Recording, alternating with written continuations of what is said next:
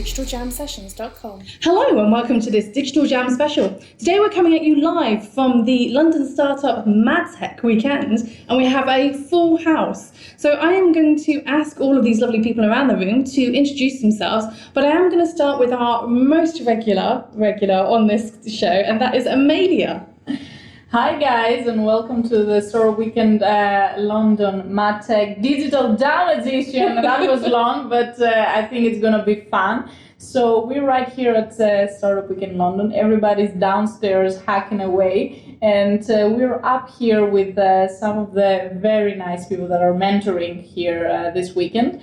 I'm one of the organizers and also facilitator for this Startup Weekend, and I'm also working at Havas at 18. Which is the innovation part of Havas, looking how we can bring more innovation with Havas, connect our clients with technology, help them make digital first, and work closer with the startup scene. Wonderful, thank you. Hi, I am Claire Mitchell. I work at a digital consultancy as a software developer at 27 Partners. I also have a startup that I work on in all my spare time, called Mood for Me, and it actually came out of a startup weekend very similar to this one just about 6 months ago, also in London, and it is called Mood for Me. It is a crowdfunding platform for emerging designers. Wonderful, thank you. Hi, I'm Rajdeep Gahir, MD 50 Partners UK, which is a new incubator/fund that we're launching for early stage companies. We invest top entrepreneurs' expertise in early stage companies and provide funding support. Also advise a lot of fintech companies on the side. Wonderful, thank you. Right, so I am Dave McDougall. I head product management at Halt International Business School, building software for our students, our faculty, and our staff, and then working with a number of early stage companies outside of that, helping them figure out what the road to product market fit looks like. Wonderful, thank you. Hi, my name is Lou. I'm the founder of an organization called Blooming Founders, and the company works towards getting more women and girls into entrepreneurships and startups to change the face of entrepreneurship in the end. Wonderful, thank you. Hi, my name is Ali, and I'm the community manager at Collider. We're a marketing and advertising tech-focused accelerator, and we work with big brands and agencies based out of London, helping the big brands and agencies work very closely with the newest tech in the market, and also helping the startups get the customer feedback that they need straight away. Wonderful. I'm Lewis Jones. I'm a social strategist for the Sandpit, which is a business builder of early stage MadTech, marketing and advertising technologies based in London. In my spare time, I support tech refugees with their social media and communications as well. Brilliant. Well, welcome all to the Digital Jam sessions. And today we're going to talk about the future of entrepreneurship and this digital generation that we have kind of coming through the ranks, so to speak. And I think it's quite interesting that what we're seeing is a lot of people coming to events like these startup weekends and these hackathons, and really considering that as an alternative to education in some ways, and a shortcut to perhaps starting their own business rather than necessarily going through university or traditional education.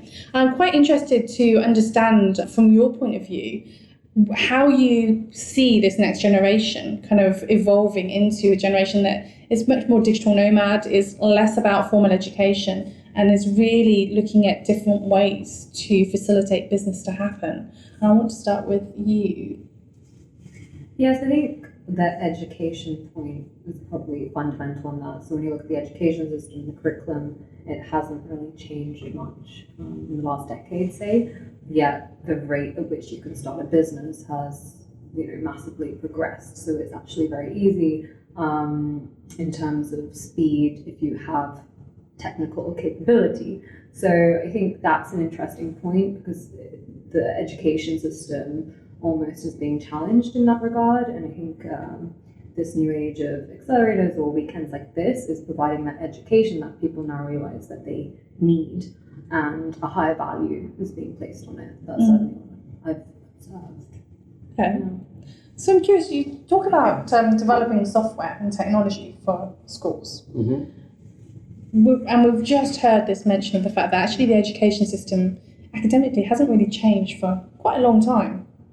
So when we talk about evolving technology for education, what do you think are the most crucial points that we should be including now that we have this opportunity to kind of rewrite what we're teaching these young people? Well, I think what's interesting is so you think about the question in two ways, right? So first, there are tools to facilitate education that could digitize existing curricula without really radically changing what the student takes from it. It just sort of smooths their experience.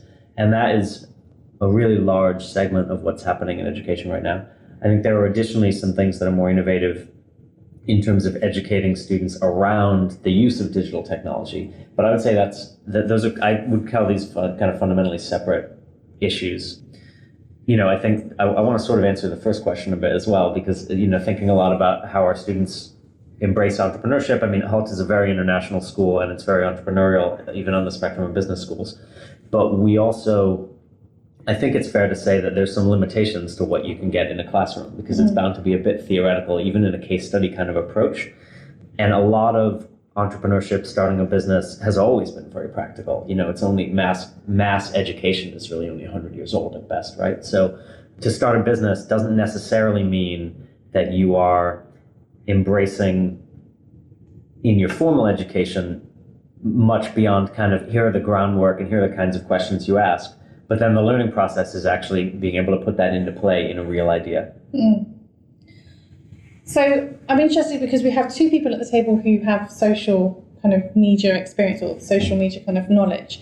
And when we talk about this changing evolution of education, one of the things that has frequently been kind of approached, even on this show actually, is this notion that young people are not being educated. There is no formal education aspect of social media in terms of understanding how to curate your profile and your presence, knowing what has potential impact further down the line when you're actually trying to get a job in the real world, and how these things are going to impact young people who are kind of coming up through the ranks, so to speak, right now. I'm curious what your thoughts are in terms of what that is going to look like, because when we talk about social media and social presence or social avatar, it's fine when we talk about that on social network, but as we see things emerging like VR spaces and AR spaces and virtual world spaces, it becomes more and more important that people understand how their social presence has impact on their real life and potentially on their professional life as well. So I'm curious from your perspective, what you see being these kind of issues that they might need to address or deal with.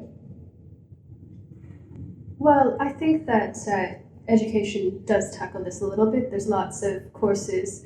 I remember taking a course in high school all about media literacy, where we went and explored how the media is, influencing what we know, what we see, how we interact with the real world.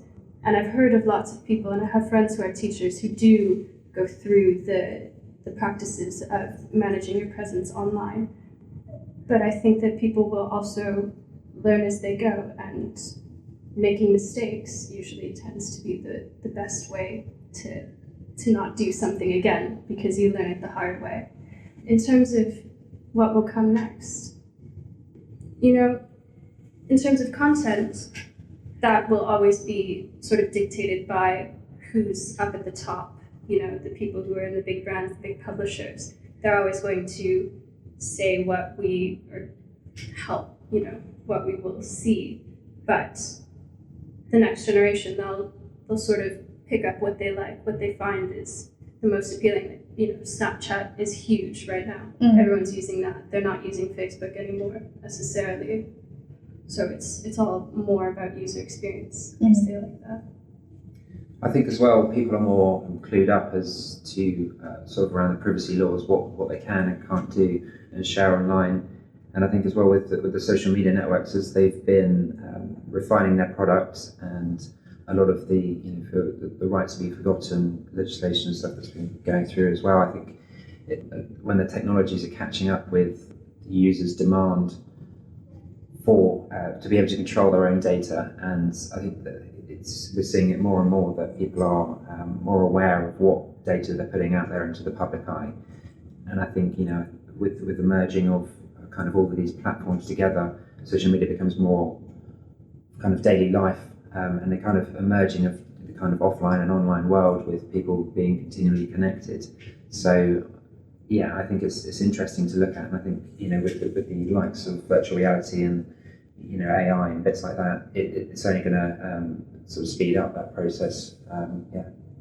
Okay, I'm going to come to you, Amelia. When we talk about this AI kind of aspect, and I know that in previous conversations we've talked about this notion of having technology on our face that allows us, when we're in a room full of people whose names we don't necessarily remember, being able to suddenly know all the information about that person. It's being pulled off, their LinkedIn profiles and their social media profiles, etc. And suddenly I know all of this information about somebody without having to necessarily remember it all myself. And I'm curious from your perspective whether or not you think there is going to be that kind of shift in behaviour in terms of the way that people want to remember information about people and want to, evolve the way that they think about people. I think we have already seen that contradiction a little bit already, that the more connections that we have made through growing our online networks, that has given us the power to grow our connections at a much faster pace than we could ever possibly make it if we only relied on our real lives. It doesn't necessarily translate into true connections.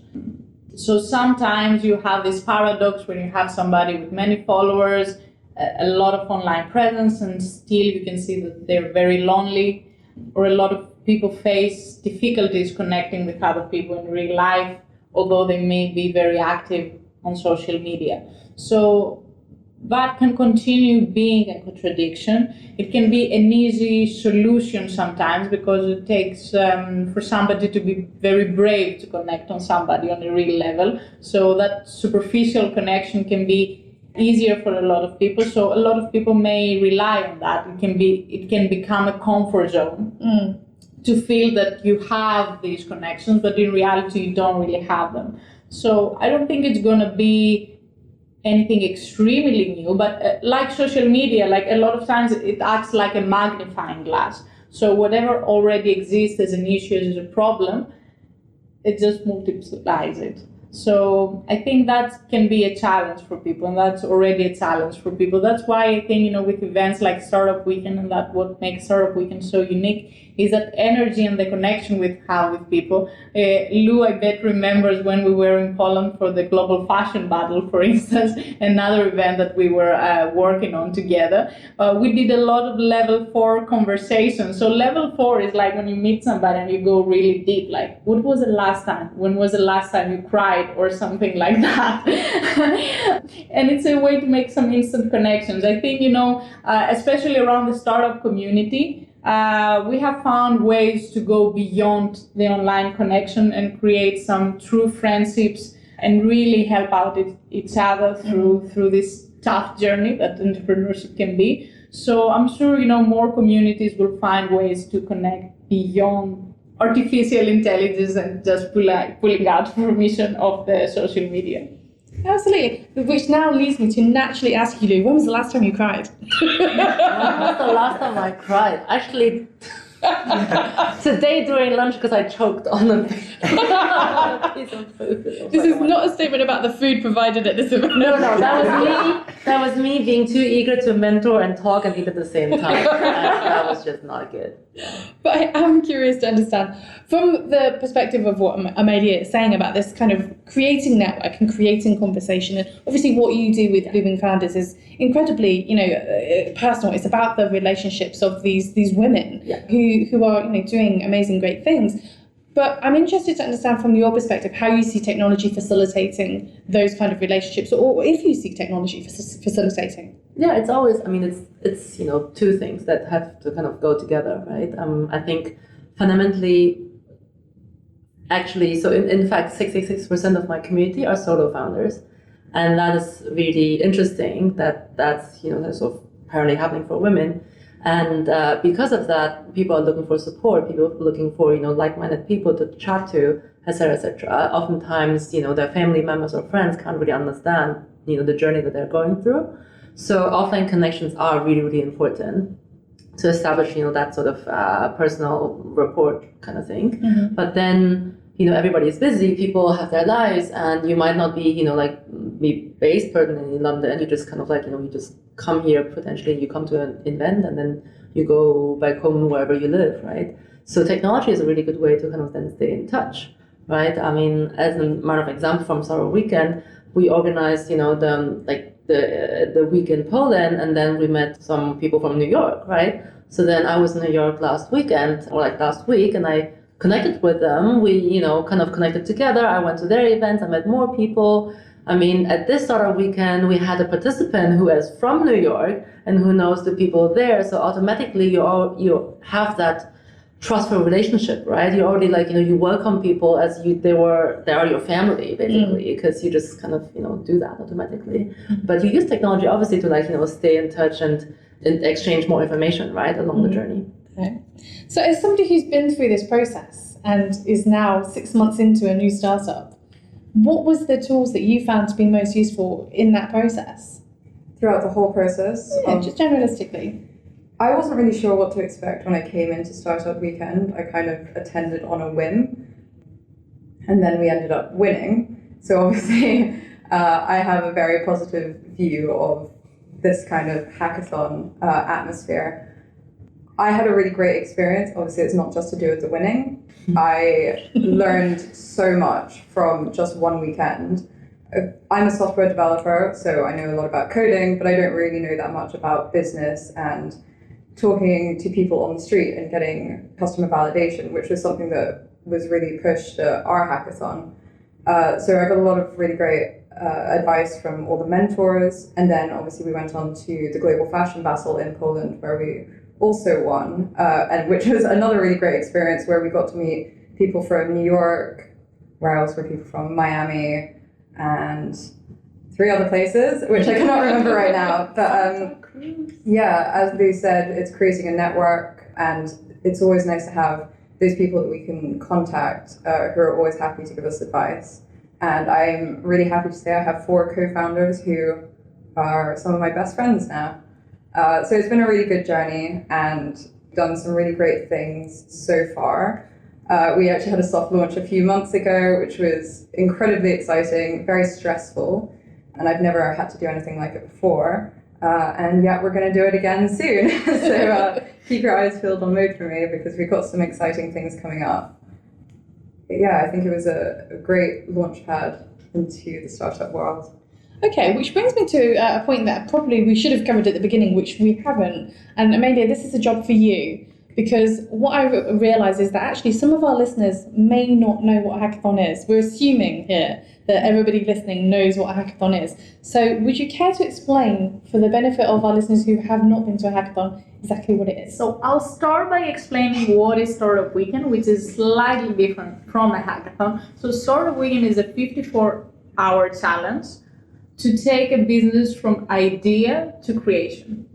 That takes a lot. So what happens is Friday night people come in, strangers, not necessarily, we don't necessarily people come with friends or not. Some people come with friends, some people come alone. Some people come with ideas, some people don't come with ideas. So we start with a nice networking dinner, usually pizza and beer. Then we move on to do some warm-up exercises to get them to work and build up that courage that you need to get on stage and bare your soul and pitch your idea to the world. So by that time, usually we have even the people that didn't come in with ideas get some ideas and are ready to get on stage and pitch. So as many people want to pitch an idea, they have 1 minute to do so. Then we put all the ideas around the wall and people get to vote on them. Everybody gets 3 votes. They can place the votes however they like. And by the end of it, we select a number of ideas to go through, not because they're the best and the most popular necessarily, but because we need to make that selection in order to have a meaningful team. So we can have a good number of people and diverse talent for each idea to take it forward. So by Friday night, we have people form teams around these ideas, and we leave the building, come back Saturday morning again to start working on it. We bring in mentors throughout the weekend to help them with their business proposition, with their the technical aspects of building the business and all that. and they're pitching as well. And Sunday night we have pitching to judges and the winners. The difference with a hackathon is that a hackathon is usually a little bit more product driven and focused more on the technical side of things, whereas Startup Weekend is more around the humans that participate in the Startup Weekend, how to empower people to discover their inner entrepreneur. So that's the small difference there. But they're both super fun experience. I've been to other hackathons as well, high energy events, and it's so wonderful to see people coming together from diverse backgrounds with completely different set of skills and talents and work together on something. It's the best way to learn something and connect with people, I think. Wonderful, thank you, Amelia. So I am curious because a lot of the people around this table are inherently here because you have an entrepreneurial mindset and an entrepreneurial attitude in the way that you do things, and you're not necessarily working for large corporations, not that we're perhaps in a large corporate building. I'm interested to understand from you what you feel is the significant difference for you if you have worked in a corporate environment versus working in an entrepreneurial environment. What has been the most important difference between these two things for you? And I'm going to start with Lou because she's desperate to tell me. I had a very corporate career. Up until I was 28 years old, I had no idea what entrepreneurship even means and what it is. And it was actually not really cool to be an entrepreneur at the time. So I had a very corporate mindset, but then I realized it's not my path. And then you kind of have this identity crisis, almost like, what else would I do, right? You try to look for other jobs and you look at all of the jobs. I was like, I don't want to do that. Like, there was nothing in the world I would do. So I thought, well, at least I have skills, I have experience. So why I would not do something by myself, right? Or for myself. Mm-hmm. So I kind of I think that's how I fell into entrepreneurship. And I have to say my experience is that was 3.5 years ago. The experience is that it's so different. Like, you have no idea what you're getting into, basically. Fortunately, now there's a lot of, events like Startup Weekend where you can go and explore and learn. I was in Switzerland, there was nothing like that, or at least I wasn't aware that there was something like that.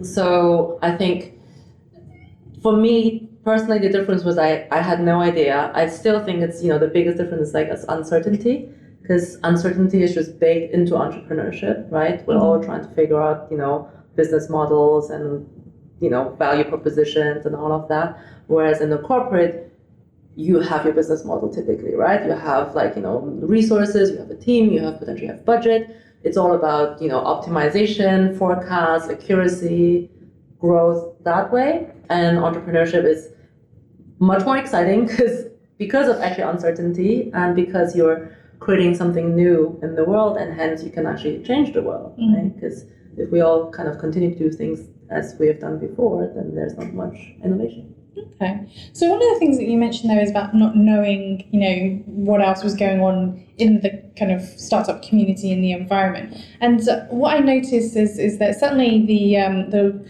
proliferation of these collaborative working spaces and co-working hubs and hot desking and all these other kinds of places and spaces has become quite a norm now, certainly in central London. I'm sure that's the case in a lot of major cities. But I'm interested from your experiences in kind of prop tech, if that's what you want to kind of name it as, whether or not you see that next step emerging, which is I've heard of a couple of these co-working spaces that are now also co-working and co-living spaces for startup teams to actually live together as well as work together. I'd be curious to hear your thoughts on this.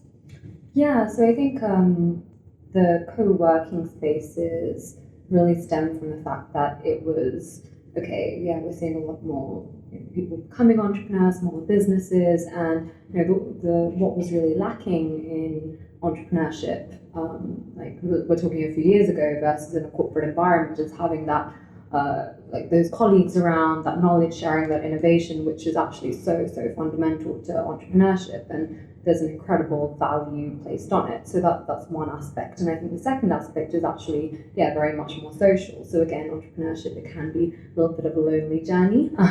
Thankfully now in cities like London, there is, startup weekends, there's so many ways to get involved and make that less of a lonely journey. And I think that's the other reason why co-working spaces have done so incredibly well. So knowledge sharing one, secondly, the social aspect.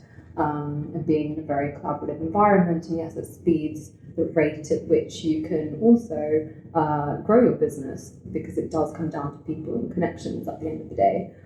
I think in terms of looking at co-living, it's really a response to, again, more of a macro trend, which is where the co-working stemmed from, which was, okay, more people are running small businesses. The other macro trend that we're seeing is actually the way that people live and where they live is changing. People are more sort of international nomads between cities now. So actually, fundamentally, it's a response to that makes sense. Let's have more flexible work spaces to live where you're not so locked in. And I think the reason it makes sense is that I think the reason why it's quite exciting and will do well is because we've observed from co-working spaces how much people value that social element as well, which is going to be a huge part of co-living spaces. So that community environment that actually makes a lot of things more efficient. So you have knowledge sharing, you can have sharing of kitchens, sharing of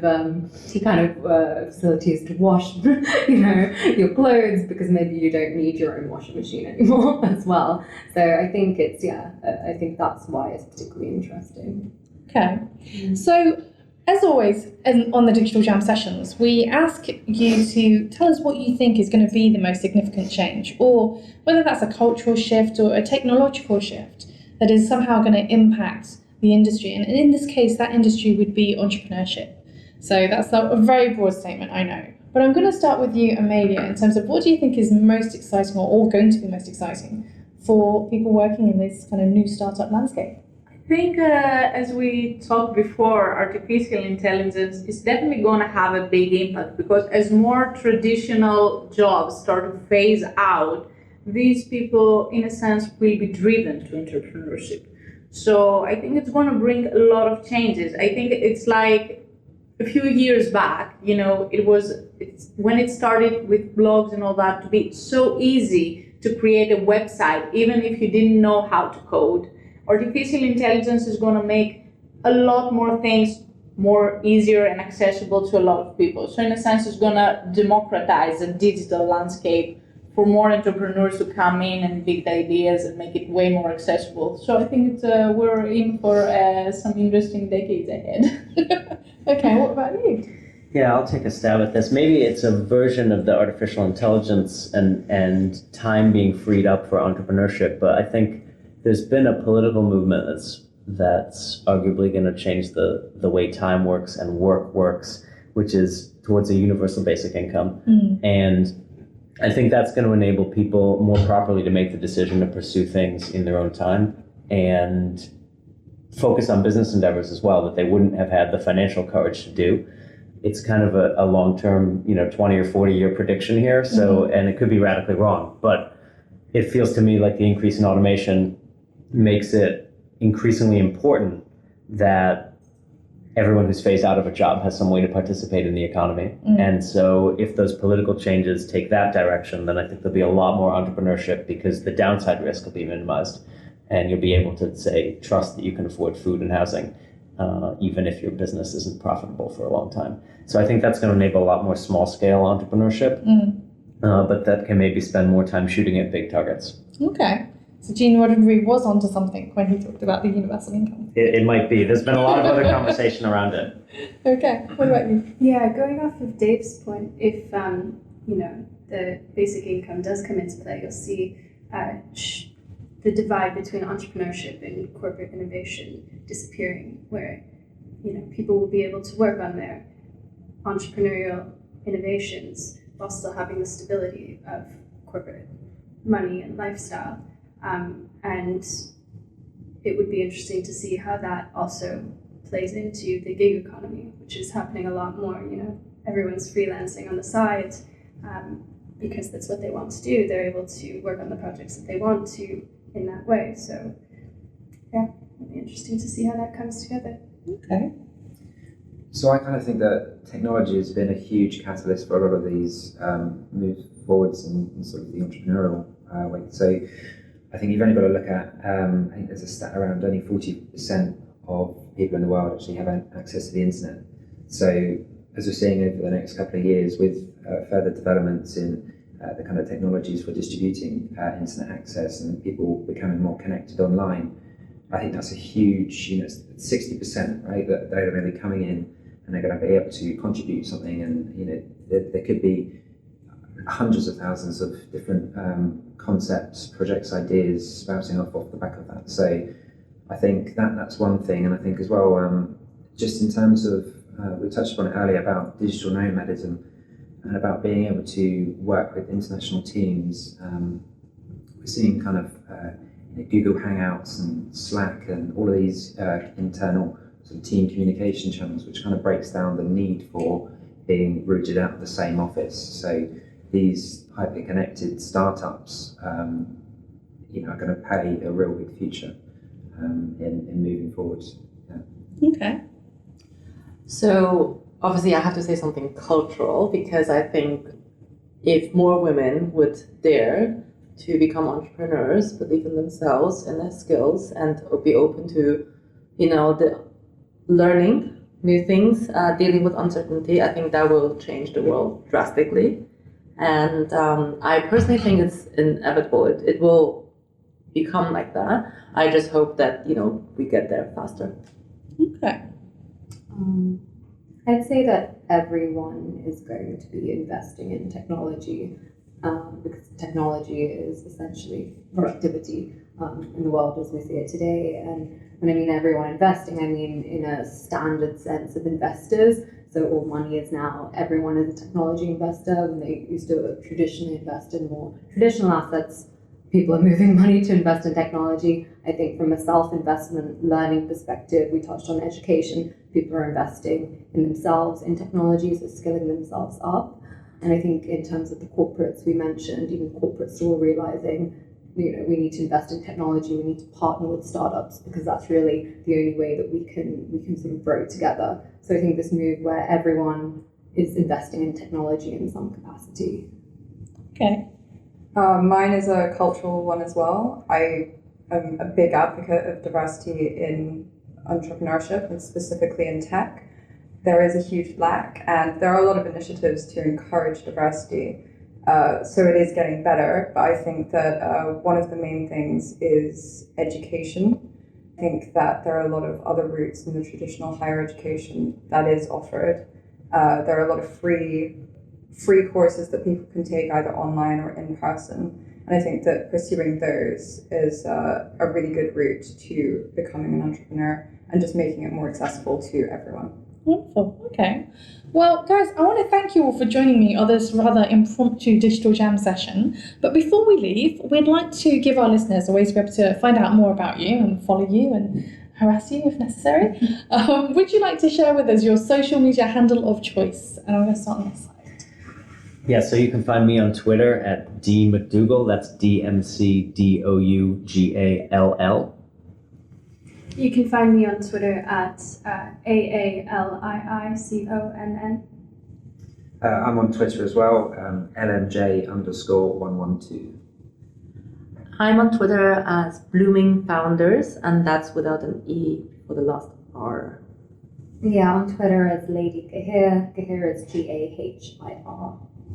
Yep, I'm also on Twitter, and I am No Footnotes. I'm on Twitter, but I'm also on Snapchat, keeping it young. I don't know why these guys are laughing. AMALUCKY. Wonderful. Thank you for deciding to go against the grain. But thank you very much for listening. As always, this has been Digital Jam. I am Tanya, the founder of Digital Jam. If you've enjoyed this content, don't forget to subscribe and review, and follow us on Twitter at Digital Jam Ltd. DigitalJamSessions.com